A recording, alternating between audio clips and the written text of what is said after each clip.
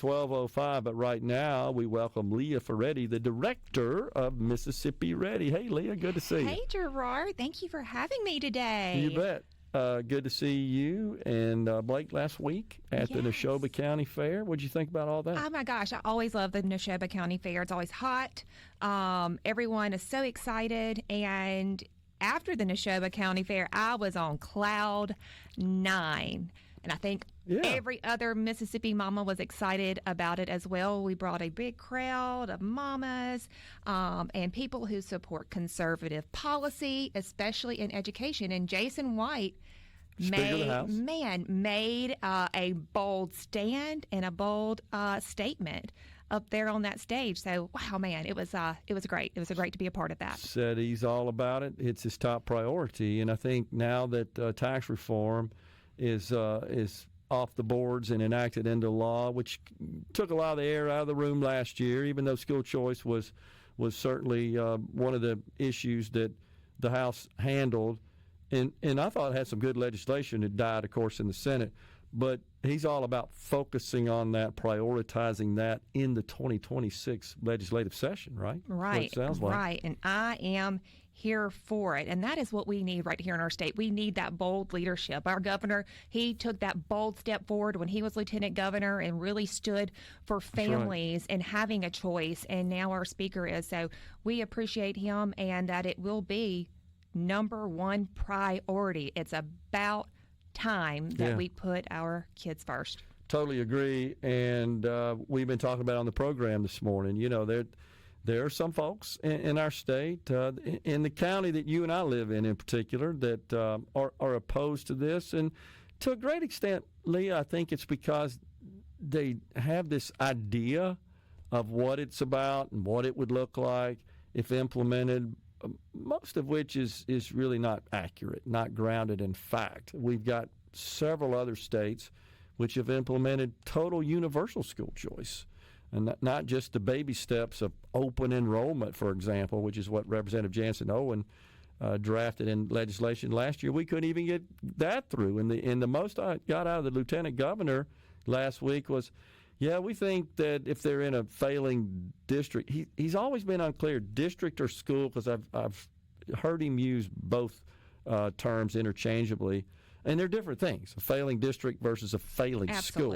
Absolutely. We got failing schools in districts that aren't failing. Mm-hmm. So, but if it's a district restricted to the district, talking about open enrollment, part of school choice, well, then those in failing schools that are in districts that aren't failing would not have that option and opportunity. So we got a little work to do there. Now, tell everybody what Mississippi Ready does. And by the way, really cool hand fans that you were giving out. I got mine. I used it. Yeah. Good. Thank you.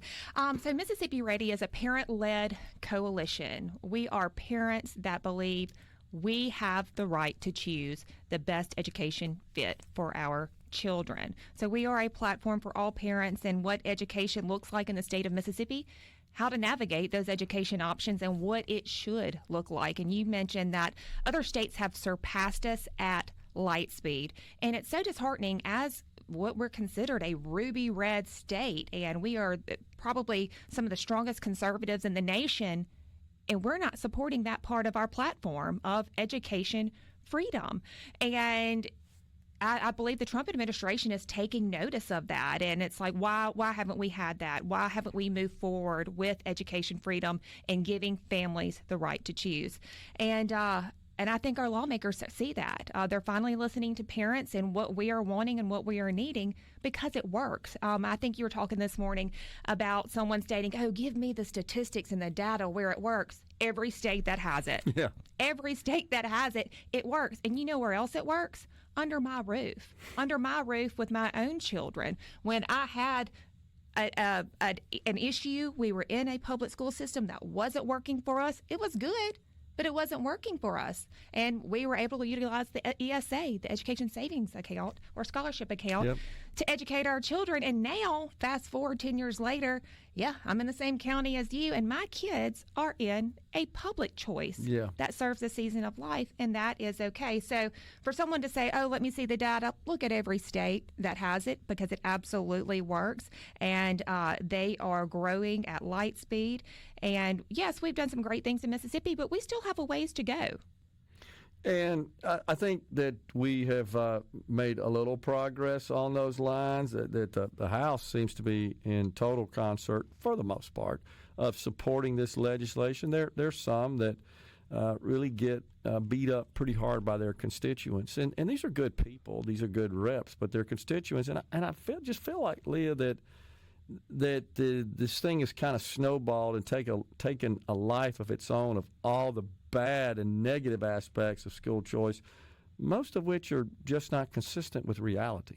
Exactly. Do you know that 70% of Mississippi families want school choice? 70%. Give me that statistic all day, every day, because the majority of our Mississippians want this. And I can't speak for the people that are getting beat up, but yeah, there are some bullies out there, and usually bullies are loud. And why are they loud? Because they're trying to protect the status quo.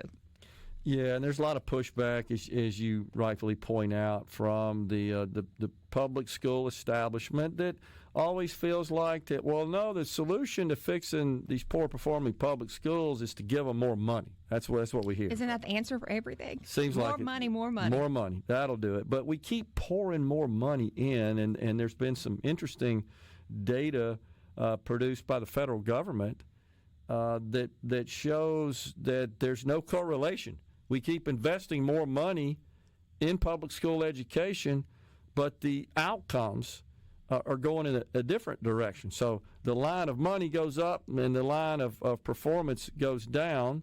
Now, we're blessed here in Mississippi. We've made some sharp improvements in public education, but that still doesn't negate the need to give parents a choice. You know what? And at the end of the day, the money's not going to the students. It's not going to those teachers in the classrooms. You know, I believe there are studies out there that show that the bloat and where majority of our spending is going. And if we put it back into the hands of families, into our students and to our teachers who are doing the work, then we're absolutely going to see even more outcomes, because at the end of the day, it's the teachers that are doing the work, and it's the parents who are choosing the right setting for their children who are getting things done. Yeah, and that's what it's all about. It's freedom. I mean, It's consistent with freedom, and anything less than that is really anti-freedom, where the government dictates what school you got to go to, as opposed to letting parents choose. It just makes sense. You know, I point to Florida a lot. I think the last statistic I saw that was actually provided to me by our mutual friend Grant Callen, who is the president of Empower and founder of Empower Mississippi, where something like 62% of the students in Florida participate in some school choice program. Yes, I used to teach in Florida. I taught in Lee County, Florida, and in that district, that county district, over 90,000 students, and every student has a choice. And you see in most areas, like the kids are going to go to their neighborhood school because it's whatever's convenient, but you've seen growth in public charter schools. The public charter schools in Florida have just blossomed and have grown astronomically. And you have great big homeschool populations. You've got, the private sector has been able to innovate. So they've been able to innovate because parents get to choose. There's no restrictions on them and where they get to send their kids. Yeah. Well, it's something that, as you say, it's about time for this to go down in Mississippi. Now, I know I've seen some of the maps that you have shared that shows that Mississippi is now surrounded. Right, by all these states that have implemented choice. Yes, what I tell people, we all remember Katrina, right? When the media covered every state except Mississippi was the landmass in the middle. They did not recognize us. And I feel like we really led the charge years ago in implementing ESAs, but then we pumped the brakes and then we stopped and haven't progressed any further than that.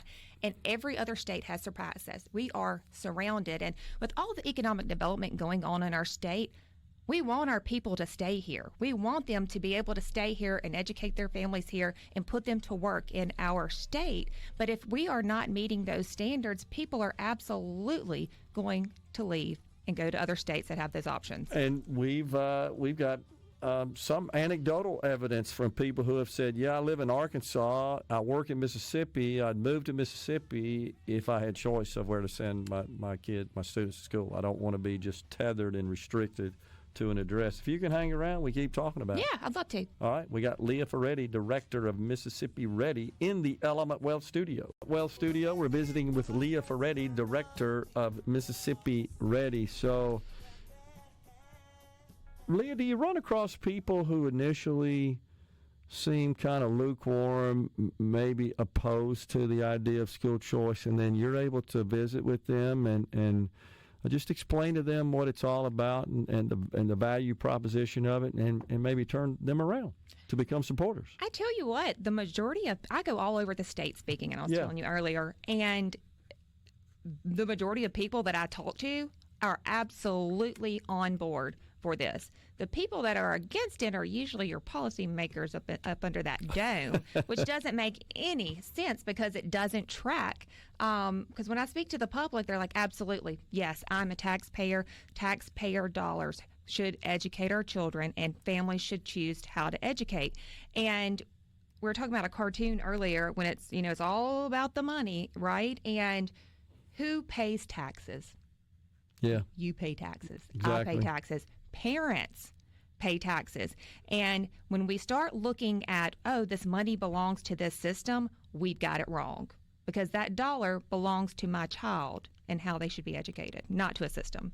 Yeah, and there was a cartoon that's making the rounds that was created by a famous cartoonist here in the state of Mississippi that seems to be an opponent on the side of opposition of school choice. And so the concern that he points out in the cartoon, or the point he tries to make in the cartoon, is that, all these people are going to have access to their state funding, and they're going to bolt the public school they're in, and that's going to leave the public school with less money, and kids will be left behind and so forth. But the idea is to give everybody a choice. Yes, and we talk about athletics.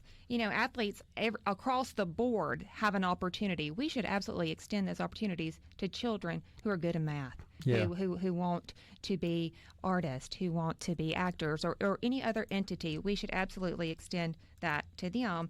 And, it just blows my mind. We're like, this money belongs to public schools. No, it doesn't. It belongs to my kid. Yeah, and I think that's the point. And it's kind of snowballed and evolved and taken a life of its own through the decades. It's become a big industry. Public education has. Oh, for sure. It consumes. At the state level, it's usually the biggest line item. It certainly is in Mississippi. It's 53% of our general fund budget. So giving people a choice as to how to apply that funding that's allocated to their student just makes good sense. Yes. You talk about, the fear-mongering of, if everyone had this and everyone would leave public schools. Not true. Yeah. We moved to Madison County. My children had an ESA, or had one, and after touring, we decided the public option would be the best fit. So we were able to relinquish that ESA so someone else could use it. Yeah. And we could have absolutely gone to private school, but that wasn't the right fit for my kids, and that's not what we chose. Well, it makes too much sense. So, are you optimistic that we can get this thing through? I think we'll get it through the House without any problem, as we have in the past, but do you think we can get something through the Senate this year? That would be lovely. I'm always optimistic and very prayerful, and I feel like they are going to do what's right. They're going to do what's right by Mississippians and by their constituency and get this through. We were looking at portability this past year, and I didn't even think that would have been an issue. Who would have thought that lawmakers would be against removing a hostage option? In Mississippi, you've got to have the home district approval and the receiving district approval, and that home district has been holding our families hostage, even when a receiving district says they have room, please let that child come. And Jansen Owen, that's the legislation that he introduced, would have essentially prohibited the transferring district from standing in the way, that they could not deny what now requires a request to transfer that they virtually across the board deny, but they couldn't do that under that legislation. That seemed to be pretty common sense to me, and it passed the House and got down the Senate, and then it never even got on the floor in committee. No, it didn't. So it's very sad to hear that, and very sad to witness that. And I feel confident. I feel positive that they are going to do what's right moving forward. And if not, then they have people they have to answer to, right? Yeah. The voters. Yeah.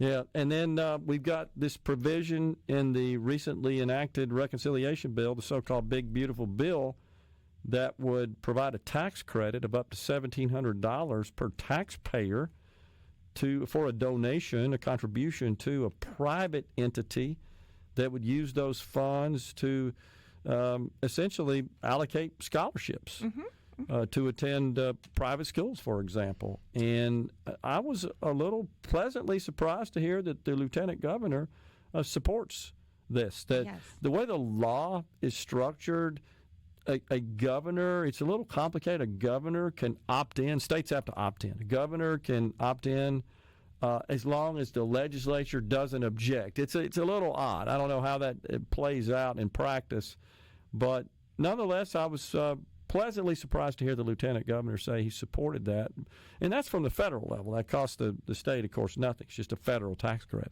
Yes, and from my understanding is that it can be used for anything in education. Yeah. You know, whatever that scholarship granting organization bids according to SGO, as they are called. Yes, SGOs. Yep. That whether it's a public school student, a private school student, that it can be used for any education resources. Yeah. It sounds like a great program, but again, it's consistent with the president's position that school choice ought to be universal, and I mean universal across the country.